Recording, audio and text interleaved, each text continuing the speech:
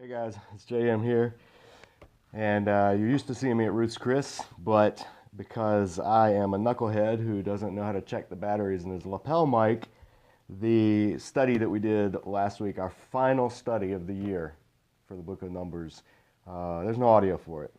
I didn't think you would want to just look at me gesticulating for 30 minutes, so decided back here at Disciple Dojo Study, we're just going to go through what we covered during the last week of Numbers when we finished up the book and we looked at how it ended, how Israel had gone from, at the beginning of the book, they just had this, they're being formed as a new community. They were a rabble of slaves. Now they are being formed throughout the book of Numbers as God's army. Literally, I mean, that's why Numbers is called Numbers, because there's two sensi, two of those things where you count people, and the reason you count them is to number the troops. Whenever there's census in the Bible, it's for the numbering of troops. It's military census. And so we saw that, and that's what Numbers is. The first generation were numbered as troops. They marched out and they were ready for battle, but they weren't. They rebelled. They turned against God. They turned against Moses. They said, we want to go back to Egypt. Forget this. They're too strong. They're too powerful. And so God said, all right, you lost the blessing. You're out. You have forfeited your salvation that I brought you out of Egypt to accomplish. But I am true to my promises, and the people of Israel, the children of Israel as a whole, the entity, the corporate entity, has not forfeited anything, because God promised that He would carry on His promise, His covenant through them. So one generation missed out on the blessing, on the salvation, on the fullness of what God had. And the second generation, their offspring, then, that's who we've been tracking with in the last part of the book of Numbers, in the second half of the book. After that second census, this new generation, the question throughout is, are they going to be faithful, or are they going to be like their parents? And we see that throughout the last few chapters, they've been more faithful than they have been like their parents. Now, some shades of the previous generation have popped up, but not disastrous. And Israel still is, the people of Israel are still intent on going and taking the land that God has called them to take as judgment on the specific peoples of Canaan. And that's important to remember, is God wasn't just giving Israel land because He wants Israel to have land.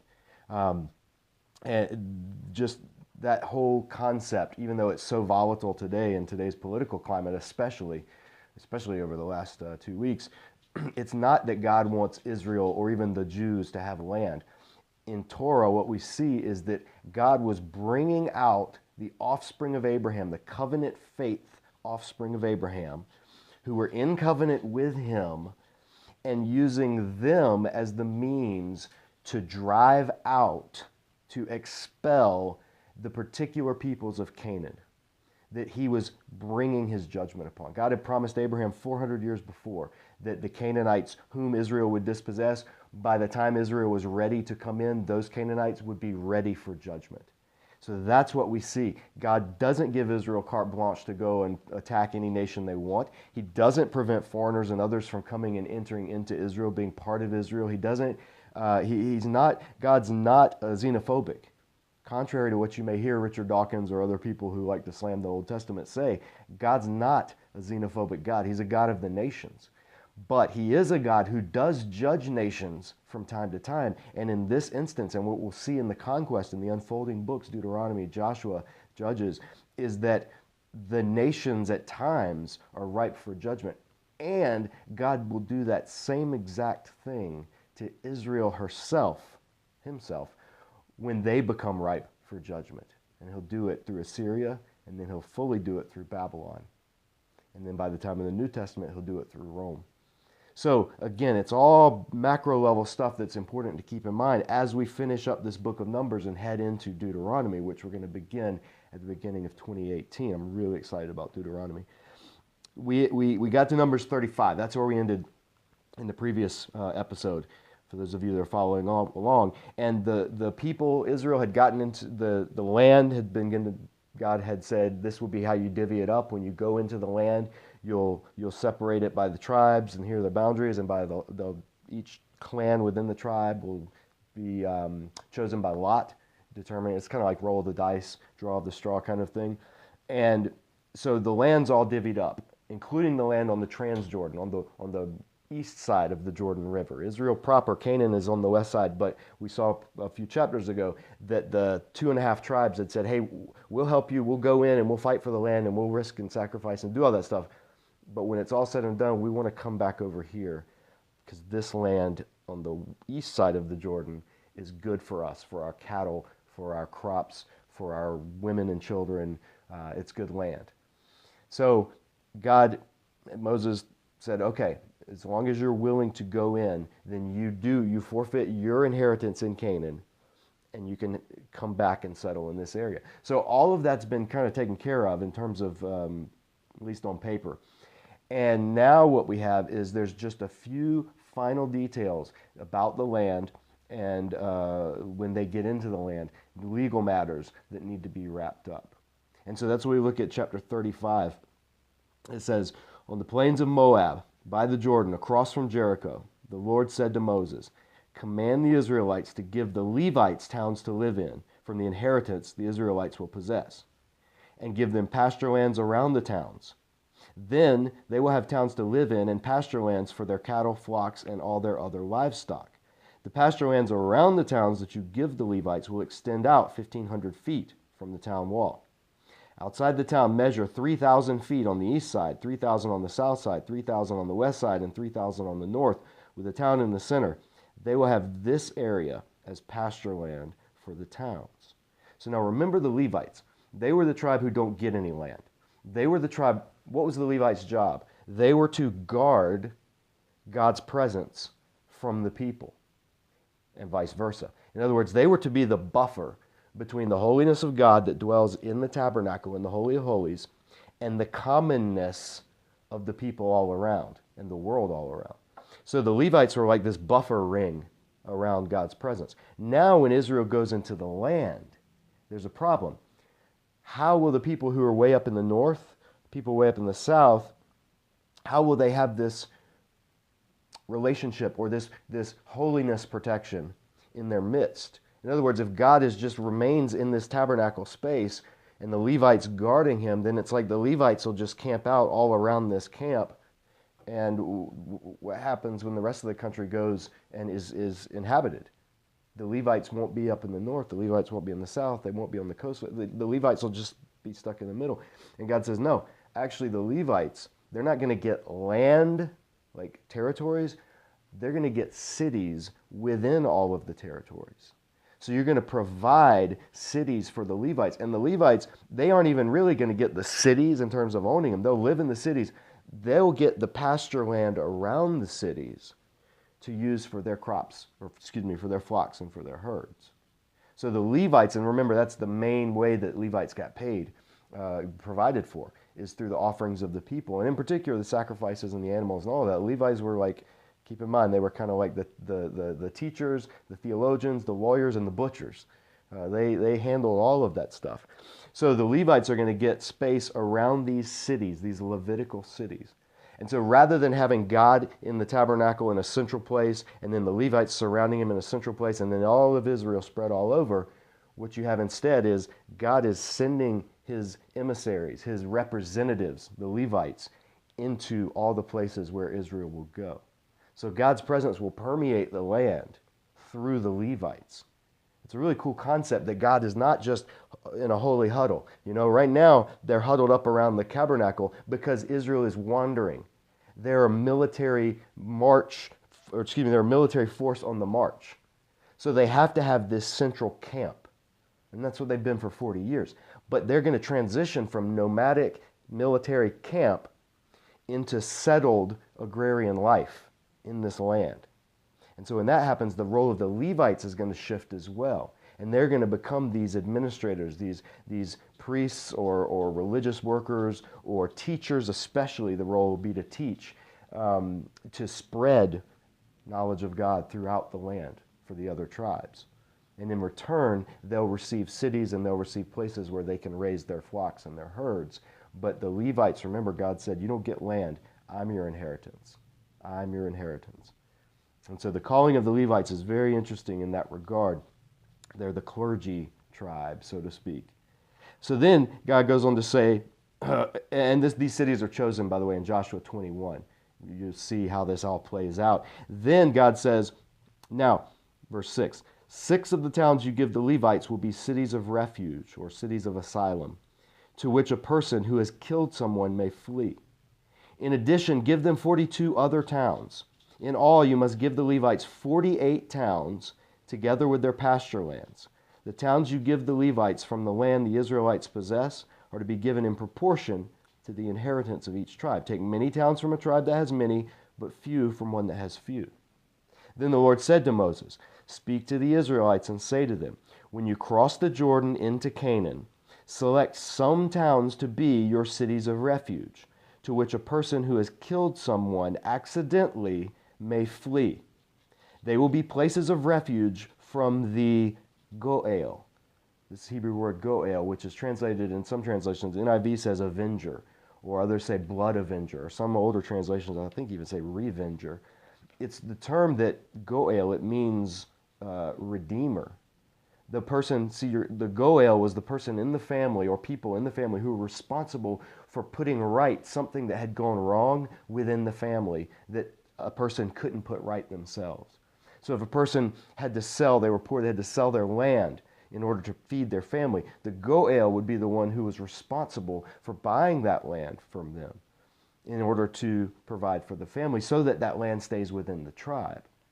Or the Goel was responsible for redeeming someone. If they had to sell themselves into servitude, the Goel could redeem them out of that servitude, could save them for the sake of the family and the family's name and reputation. The Goel was the kinsman, the relative who was the redeemer. And that included putting right things that involved loss of life.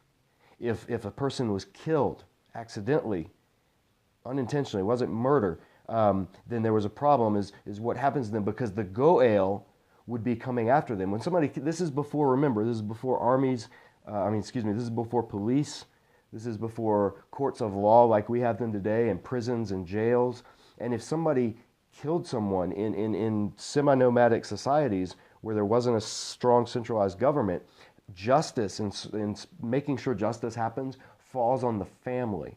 Usually the head of the clan or the head of the family is responsible for enacting justice. So if somebody kills someone in the family has a representative, the next of kin, frequently the next of kin, who then goes and kills the murderer, enacts vengeance, justice, retribution. This is how it works in these societies that don't have central law apparatus to make sure all this happens. So what you have then is God is transitioning Israel from this nomadic society into a landed society, and there's going to be some tension between tribal justice, nomadic tribal justice, and settled ancient Near East concept of cities and official justice. And in this in-between time, there's going to be some growing pains, and God knows this, so he's providing, he's saying, look, when somebody kills someone accidentally, and that's the key, it cannot be intentional. When someone dies accidentally, or they do something that kills someone, they did not mean to hurt the person, but the person ends up dying, what we would call, negligent homicide or second-degree murder. I don't know the legal categories, but manslaughter or something like that. Then they're not guilty of murder, so their life can be spared. And he says that'll happen by them fleeing to one of these cities of refuge, these cities where they'll be safe from, not the police, because there weren't any police, from the Goel, from the avenger. Because what God is preventing or wanting to prevent is blood feuds, family feuds in the violent sense of the word, not the Steve Harvey sense of the word. These where somebody kills someone from this clan, then that clan sends a Goel, redeemer, to kill someone who they think is guilty from that clan. But then this clan doesn't think that they deserve to die because they don't think it was a just execution. So they send somebody to kill from this, and then back and forth, cycles of violence. And so that's what God is mitigating through this giving of these cities of refuge. He's saying, remember, the thing that polluted the land, the reason I'm driving these Canaanites out is because they polluted the land through bloodshed. You go back and read, why did God cleanse the earth in the days of Noah?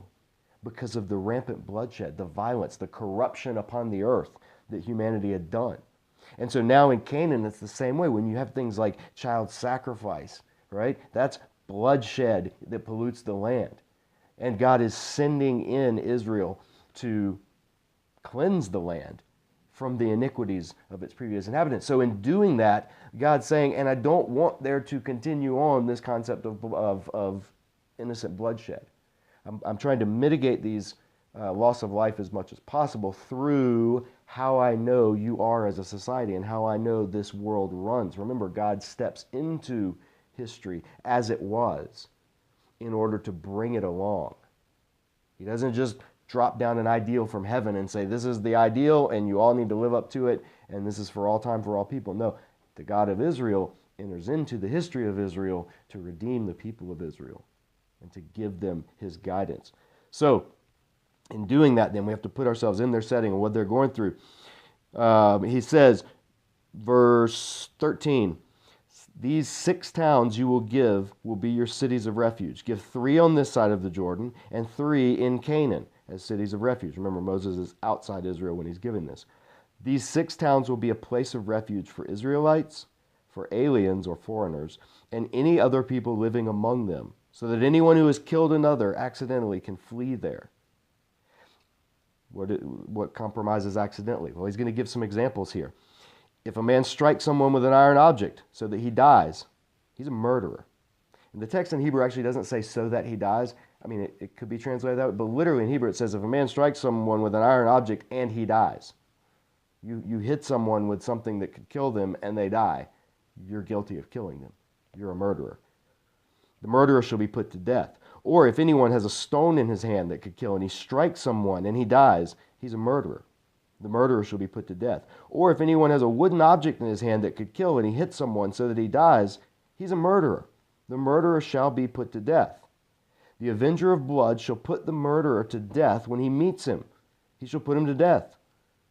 If anyone with, here's the key, if anyone with malice aforethought, that's what the NIV says, but really in Hebrew it says if anyone in hatred, if anyone with malicious intent, if anyone, I like in hatred, that's just a great way to say, if anyone in hatred shoves another or throws something at him intentionally and he dies, or if in hostility he hits him with his fist and he dies, that person shall be put to death. He's a murderer. The avenger of blood shall put the murderer to death when he meets him. So God's laying out what murder is. Murder is not just I intended to kill the person. Murder is I intended to harm the person and the person dies.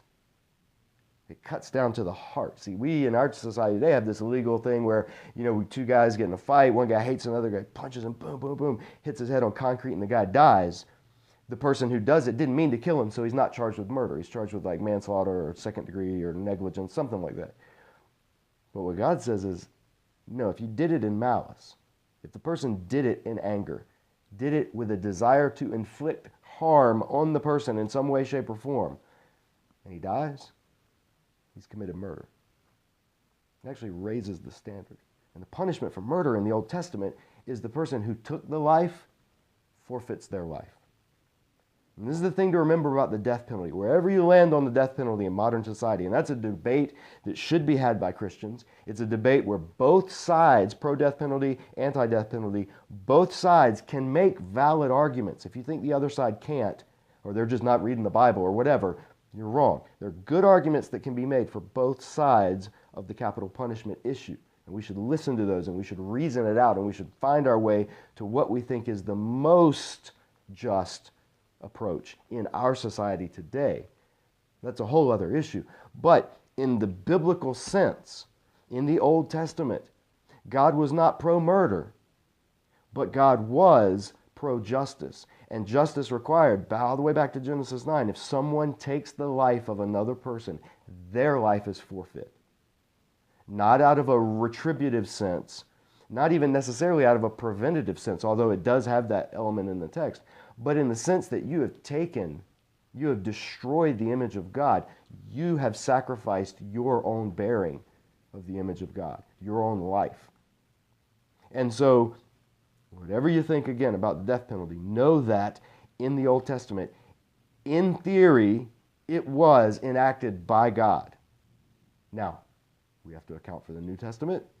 We have to account for the fact that modern society is not theocratic covenant Israel. We have to attest for the fact that there are regulations even within Israel for how it could be carried out. But the concept itself is not a barbaric concept, at least according to Torah. It's not an outdated concept, and it's not something that we've grown beyond because we're more enlightened. No, it was never a simple matter of vengeance. It was much more than that. There's theological reasons why. Again, though, that's another time, discussion for another time.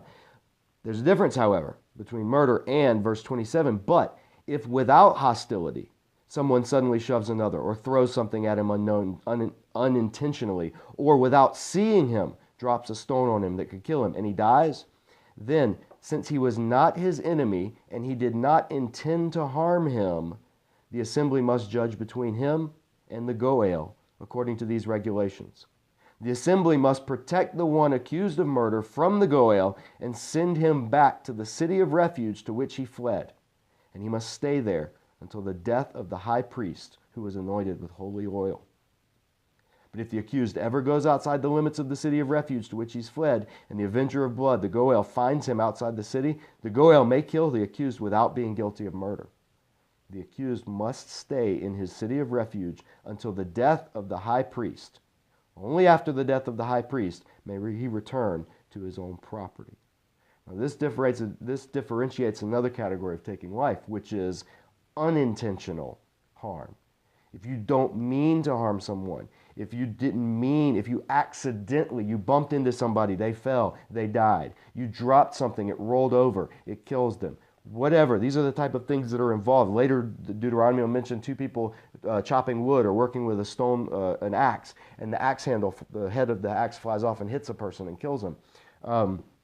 These types of things, accidental death, where there's not the intention to hurt, is not murder.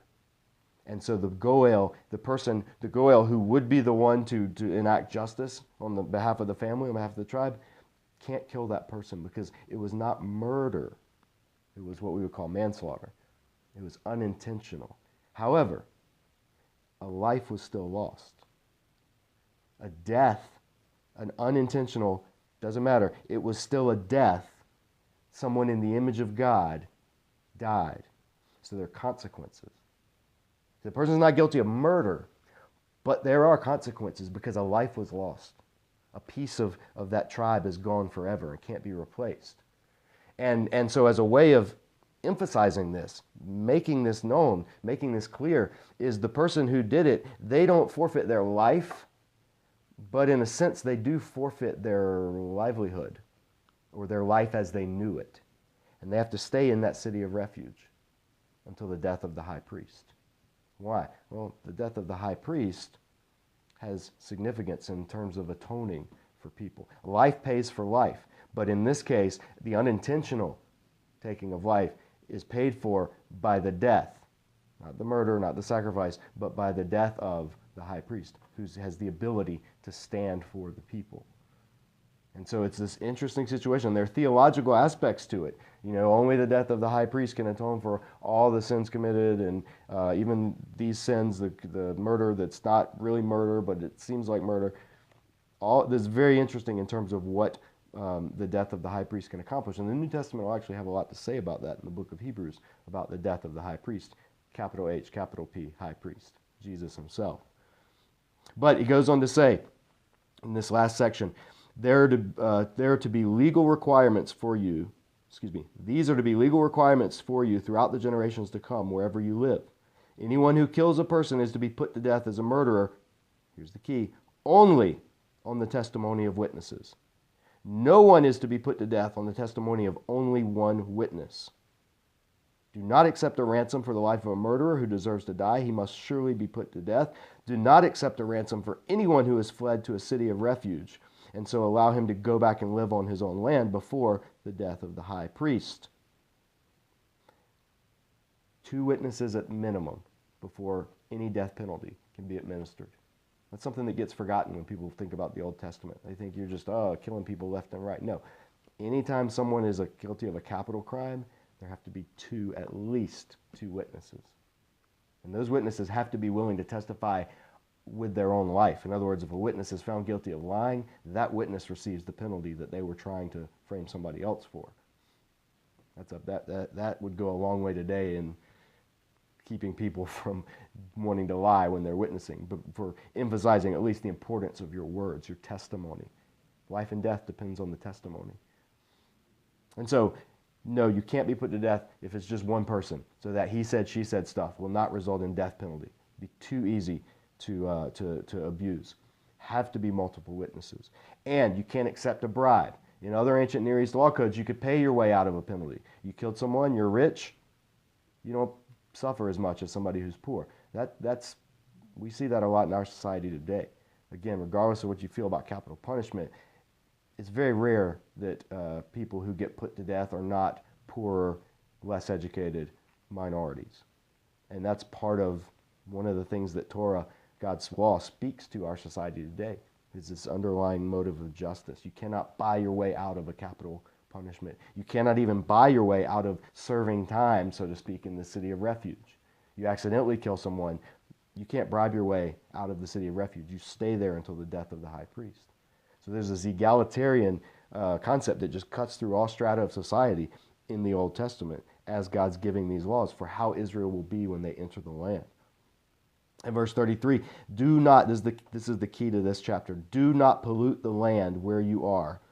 Bloodshed, even accidental, bloodshed pollutes the land. An atonement cannot be made for the land on which blood has been shed except by the blood of the one who shed it. Do not defile the land where you live and where I dwell, for I, Yahweh, dwell among the Israelites. And that's the key. And that's the culmination of this chapter and of the book of Numbers. I, Yahweh, I, the Lord, dwell, live, reside, tabernacle among the Israelites. And when you go into the land and you spread out, I will still be the God who dwells among you. I will still be the God who permeates all. Where Israel goes, I will be. So that's why God is holy. His people are to be holy. The land in which they live is to be holy. And a holy land cannot be a land that's filled with bloodshed. And so God's preparing this. He's telling this to his army. By the way, don't lose that. He's telling this to the people that he's about to say, go in now and drive these people out, which will involve bloodshed, which will involve enacting God's justice on these particular people groups, not just willy-nilly killing anybody in your way. But we'll get to that when we get to Deuteronomy and Joshua. All right, last few minutes, we're going to finish with chapter 36. Chapter 36 finishes what began in chapter 27, this issue of this guy named Zelophehad who died. He didn't have any sons to inherit, so his daughters actually got to inherit his property.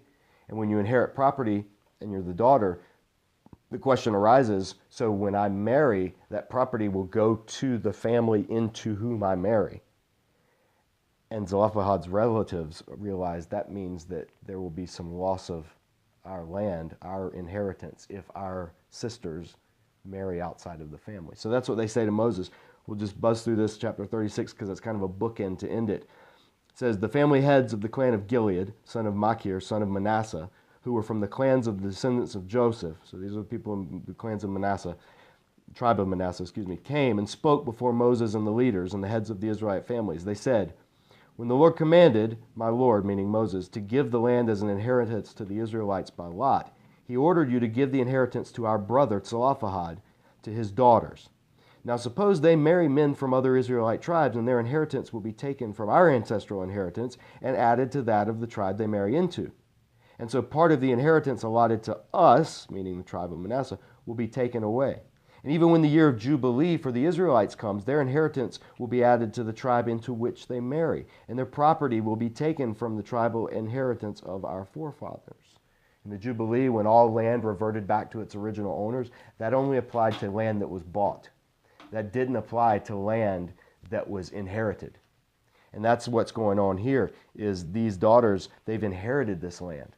And so when they marry into, if they marry into another tribe, that tribe will gain possession of that land. And God had already said through Moses 2 chapters ago, land is not going to swap from tribe to tribe. It's going to stay within the tribe. That's really important for God and his purposes for Israel in the land, living as a tribal confederation. So, verse 5, then at the Lord's command, Moses gave this order to the Israelites. What the tribe of the descendants of Joseph is saying, meaning the Manassites, is right. This is what the Lord commands for Zelophehad's daughters. They may marry anyone they please, as long as they marry within the tribal clan of their father.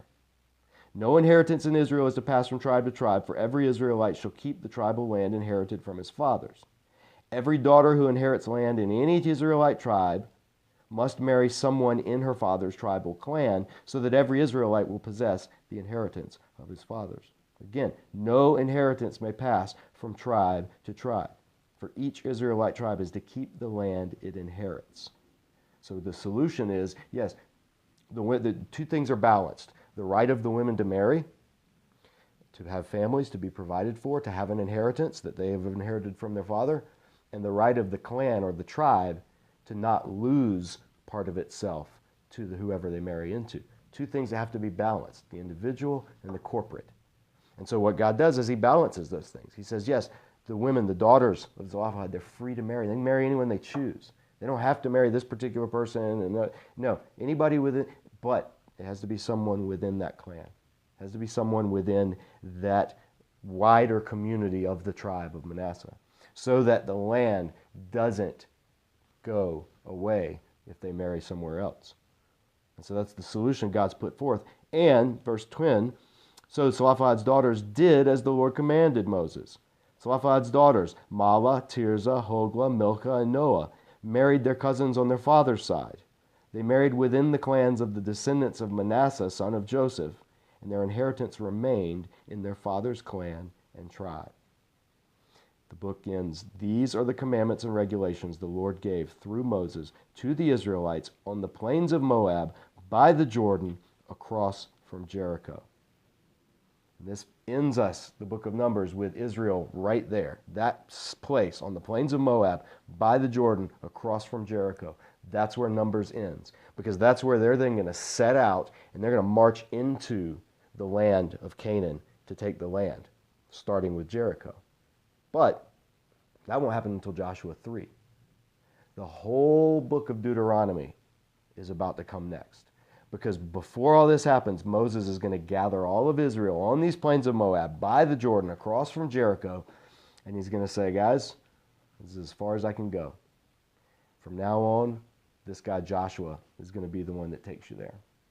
And Moses is going to give his final sermon, or 3 sermons actually. He's going to speak to the people one last time, and then he's going to die. And that whole thing of speaking to the people and then dying, that's the book of Deuteronomy. And that's what we're going to study next year. But Numbers, we've been in Numbers for a year. We've been in the wild. We've been with Israel in the wilderness.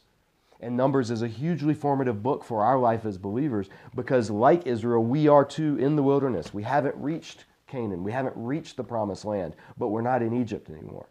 We've been redeemed. We've been saved. Remember this, the language of saving and redemption and election. All of that's language that describes what God did to Israel as a nation. It has nothing to do at this point in biblical history with what we think of today as getting saved or the elect and predestined and all that stuff that we think of as like my individual destiny. No, right now, and maybe from then on, this is corporate language of God's corporate people, and it's describing their life after being saved, but before the consummation of that salvation, in that interim time, that wilderness time. And the wilderness, as we've seen, the wilderness is a time of testing. It's a time of reflection. It's a time of refining. It's a time of developing. Israel went from a rabble of slaves to a well-regulated army and did it all in the wilderness, in the wild. And that's what the name of the book of Numbers in Hebrew is, Bamidbar, in the wilderness.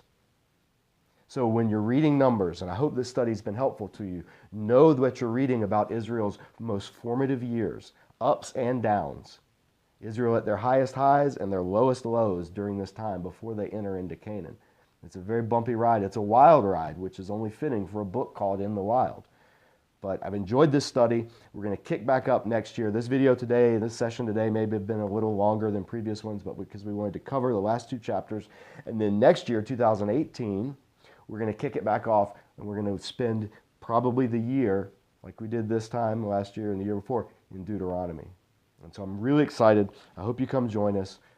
Thanks for doing this study, and we'll see you in 2018.